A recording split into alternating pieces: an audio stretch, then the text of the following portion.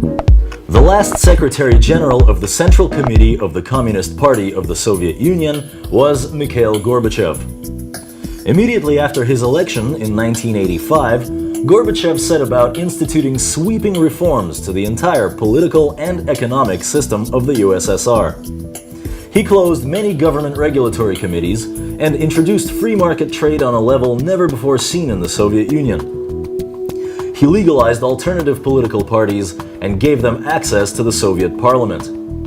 He even annulled his own position as Secretary General and had himself made President of the USSR.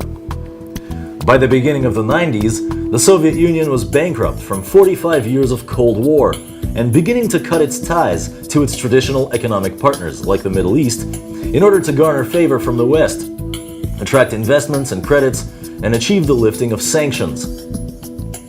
In the summer of 1991, fueled by constant tidal waves of exposé material being printed by foreign-funded NGOs since they were first allowed in the mid-80s in every brand new publication started since the policy of free speech called Glasnost was set in place, as well as under the direct influence of such foreign agents as the radio station Voice of America, public unrest was reaching fever pitch.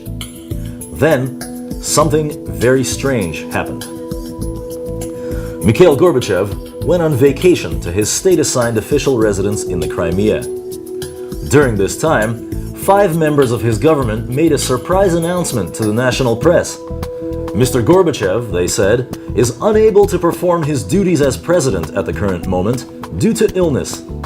When asked to clarify what was wrong with him, they answered, he's very tired from the breakneck pace at which he's been working on his reforms for the past 6 years. The vice president, Gennady Yanayev, who was doing all the talking, was assuming the role of president. He and the other gentlemen present, all members of the Soviet government, were forming a state emergency committee, suspending the constitution and instituting martial law. Very soon thereafter, within 3 days, tanks rolled into Moscow and Boris Yeltsin announced from atop one of them that there was an illegal coup taking place, that he did not recognize the State Emergency Committee and was therefore taking power into his own hands. Then, Gorbachev returns, in a sweater with a dramatic announcement that he had been held against his will and isolated at his estate while all this was taking place. His phone had been cut off, he said, and his only source of news was an ancient radiola he had found in the attic and plugged in. Never mind that his estate had been rebuilt only 1 year previously.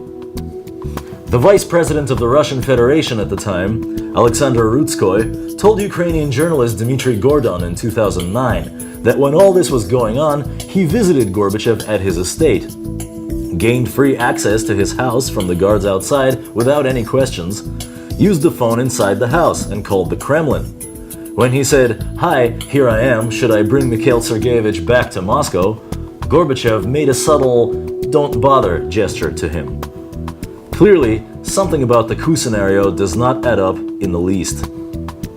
In the months that ensued, the Russian Federation marginalized the Communist Party as well as the president at its helm more and more. Gorbachev's hands were tied, and all he could do was spit fire on TV about how shameful it is what's happening. By December, Yeltsin had secretly signed an agreement for an alternate structure with the governments of Ukraine and Belarus, and created the Commonwealth of Independent States.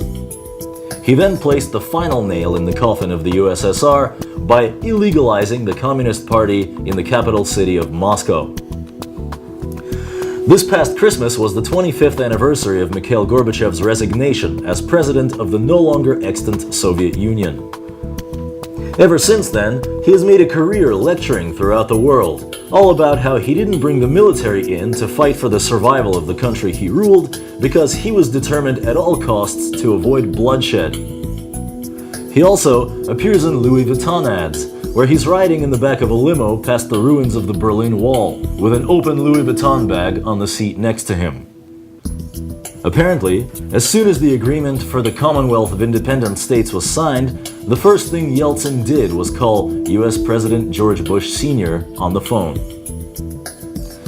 On an unrelated note, YouTube has recently changed their guidelines, and our videos now fall under the category that is not permitted to monetize. we will continue to provide content anyway. So, benefit from and enjoy our content, commercial free. If we're still here, see you next time on Understand Russia.